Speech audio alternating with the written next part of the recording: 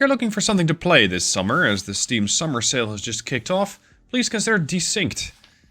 If you haven't heard of Desynced before, as they themselves call it, Desynced is a sci-fi strategy game with fully customizable units and behaviors. Gather, build, research, and explore the unknown. Alone or with friends, unveil the mystery of an AI on the edge of self-awareness. What could possibly go wrong? And uncover the hidden truths in his blend of strategy, automation, and exploration. Desynced starts off as most of the industry building games. You have your command center, you have a couple of different resources, in this case crystal chunks, as well as metal ore. There are some others, but they will come into play later. Right now, at the start of the game, you don't have much. You don't have a lot of resources, you don't have a lot of production capability. What I can do right now is try to build additional bots, either worker bots or runner bots. These are the logistics ones, and these are the ones that are actually capable of mining resources. But Desynced goes way beyond just having a worker bot as a mining unit. Because as it says under the sockets, it has S1 and I2. So what does that mean? Well, this guy has an S unit, which is a small component that can fit on the bot. This component can get transferred across units that also have that slot. So this scout unit, in case I would want to set the miner on that, I can easily do that, and now this scout is going to be a miner bot. It's not necessarily the most efficient way to go about it, because the scout tends to be a lot faster. And especially early game, you don't get a lot of advanced units. So it's much better to not have the scout do the mining, but to stick that squarely on the engineers. These guys also have a couple of empty internal sockets. Right now, I don't have a whole lot to do for these guys yet. But as the game progresses, you can start building up additional parts for those internal sockets. You can add power generation or power storage units. You can have, such as this scout has, a scout radar. You can also use a behavioral block to start programming how you want the unit to behave. You can do a lot with this game, and that is just with a couple of the sockets that you have here. This is all the unit customization, at least for, let's say, the larger parts. Then, over here, we also have the signal. This is going to allow you for advanced automation, as it says. So what you can do with this is decide what sort of signal the unit wants to send out or read, and what sort of information the unit's going to be broadcasting. Now, this is very advanced to go into, but thankfully, the game now has a very in-depth tutorial. Very much required for a deep game such as Desynced. Now, as much as Desynced uses these bots as mobile units, you also have to have a certain amount of solid building, such as the building blocks here. Right now, early game, you don't get much. You get a storage block, you get a medium building, which has a medium socket slot, which is going to be important for particular types of production, and you have the small building. So let's set up a small one, and with that, I can then add a fabricator. What this thing is going to do is take particular resources, in this case metal ore, and turn those into metal bars. What I can do with this building is request a particular type of an item. In this case, it's going to be a fabricator. The bot moves it over, and now it's a production building. The same as you do with bots can be done with buildings. So if I would decide that I want to turn this thing into a power generator, I can. I just need to attach a different module to it. And as these have the S and the I internal sockets, they can do different things, sometimes at the same time. They can be both a producer and, for example, a battery unit. In this case, let's start building a couple of metal bars. Seeing as we're going to be needing a lot more of these metal bars, the game has made it easy to copy and paste this building. Hit C, press V, click, click, click, and the game easily copies them over. It takes you a lot less time to build them. What it, however, does, and something that you need to keep in mind, it needs a fabricator building, or it needs a fabricator component. The game does not yet, at least maybe they're going to add that, it does not yet tell the main HQ, hey dude, you need to start producing a couple of fabricators. So I'm going to do that manually, and the bots are then going to bring these parts over, and then the construction will be completed with the additional fabricators installed, already set to be producing additional metal bars. This is definitely going to make expanding your factory very easy. Means you don't have to do as much hands-on work. You can just automate a whole bunch of things by pressing Ctrl-C and Ctrl-V. A little while later, your factory can look like this, where you have the production for the metal bars, you have the production now also going on for metal plates, and these are some of those medium buildings, the 1 medium slot and the 1S slot, which is why they're called 1M, 1S. This is just the game's designation of going, okay, so that is what you can put on this thing. If I would want to, I can also add a small socket fabricator to this medium building, and with that start producing more.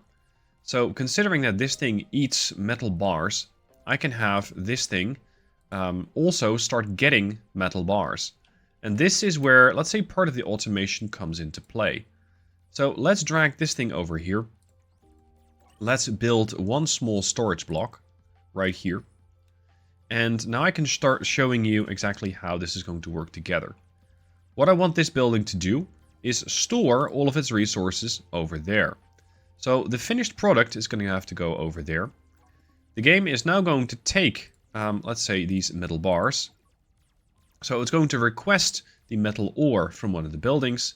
It's then going to turn that into metal bars. The metal bars will get turned into reinforced plates, and that is then transported into this final storage block.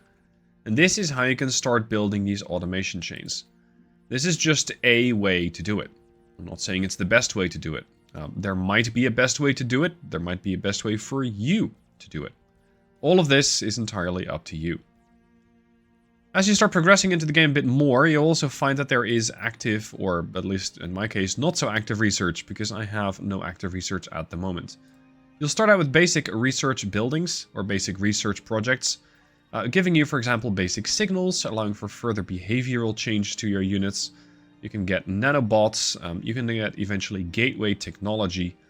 You can start getting expanded power for additional power generation, and that's just the basics. Now you can see that this is about 10 blocks of research per, let's say, per key block. Beyond that, we have advanced, we have robots, we have alien tech. There is a lot for you to research. So this is definitely going to keep you going for quite a while. The developers of Desynced are still very much at work on the game. They've recently updated the engine from Unreal 4 to Unreal 5, which is going to give it a bit more performance without eating up more of your system resources. It's also going to make the game even more visually appealing. Yet, as with many games, especially these, let's say, more strategy-oriented games, you might be zoomed out to this level just to see what's going on in your factory. Once you start zooming in and pressing U to hide the overlay, you're actually looking at a pretty pretty game. I do like the look of it. Just that, well, you know, it's an industry game, so most of the time you're just going to be figuring out, okay, is my factory doing everything that I need to do? Is everything working according to plan? And if not, where are the bottlenecks? And that is something that they have also added in their recent June quality of life update. Figuring out where your bottlenecks are. If you go to HQ, or the command, and then press F, you're going to get the overview of everything that's going on. Now, this is not new. You can see what you're producing, you can see what your resources are consuming, or rather, let's say this is the energy, so this is what my solar cells are producing, and this is what everything is eating up. You also see what units I have. In this case, I have 94 buildings, I have 63 bots. Might be a bottleneck there, because I simply don't have enough bots to keep all the buildings supplied. So in orders, you can now see, hold on, for the last 6.5 minutes, an item has not been available. This is problematic. I need 3 high-density frames, and I need those to get delivered to one of the buildings, but it's not happening. So in this case, I need to figure out where the bottleneck is for high-density frames. I need to start producing more of those. In this case, this particular item requires a couple of these energized plates, and it requires a bit of cable. Seeing as I have 110 of these plates, but only 10 cables, this might be the problem. I might need to look into that. So in this case, what is the problem? Well, I do seemingly have enough cables, but not necessarily by that much. But my power could also be a bit of a problem, because the whole factory is slowing down causing some delays. So in this case, not just a logistics issue, but also very much a power issue. Now, in case you feel a little overwhelmed by everything you just saw going on the screen, I highly recommend that you go through their new tutorial. This is going to show you everything you need to know about the game. What are the resources? How does everything work? How do you move around the screen? Stuff like this is going to be fairly obvious. But all the more in-depth parts about all the information on the screen and where all of your clicks should go, like what do you need to pay attention to, that is going to be very important. They have focused a lot with this latest quality of life update on making this easier. So you get this tutorial, and as you go through it, you'll be able to get a very good understanding about what is going on your screen, what might be a bottleneck, and what your next step should be. Not all industry games do this, at least not very well, and I am very happy that this game actually does have that, because there's nothing as frustrating as just running into, let's say, not so much a learning curve, but a sheer cliff face of a curve, where you just start banging your head against, like, what am I supposed to do now? So I'm very happy that Desynced has this. It shows you what to do with the minimap.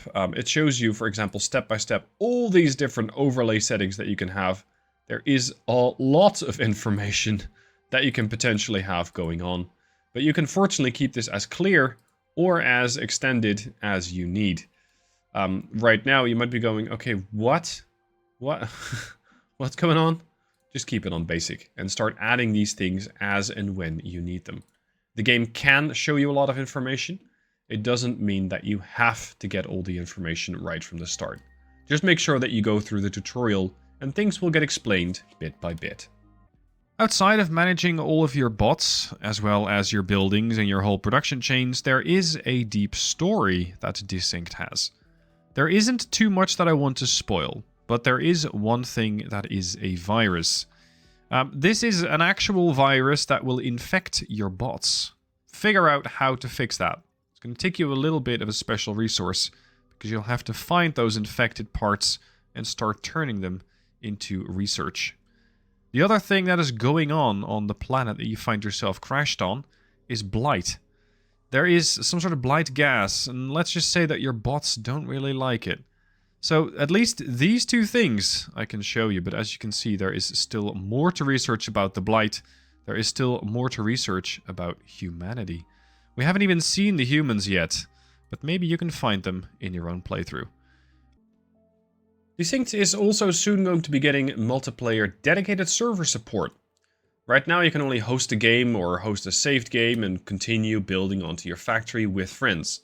You can have quite a lot of players involved in any given factory. For example, this dedicated test game is running 16 players. I'm not sure exactly how many you can have. It says 16. I can probably add this to, 999. Might be a bit of a big factory, or at least it might not work as well, but you're still relying on the host. If the host is offline, so is your factory. So in this case, I'm very happy that they're going to be adding dedicated server support, because it means you don't have to rely on the host. Anybody can just connect once it's available. So that is coming in a future update. Now, if you are interested in games like Victorio or Satisfactory, I highly recommend that you give Desynced a try. There are definitely a whole lot of things to unpack, and it's a game that is far deeper than I can cover in this one video. It is also packaged up with another game, so there are definitely ways that you can get additional games for the same package. And then again, it is Steam Summer Sale, so you'll be able to pick it up on the cheap. Hope you guys enjoyed the video. Thank you for watching. Let me know what your thoughts are on Desynced down below, and I'll see you soon for more videos.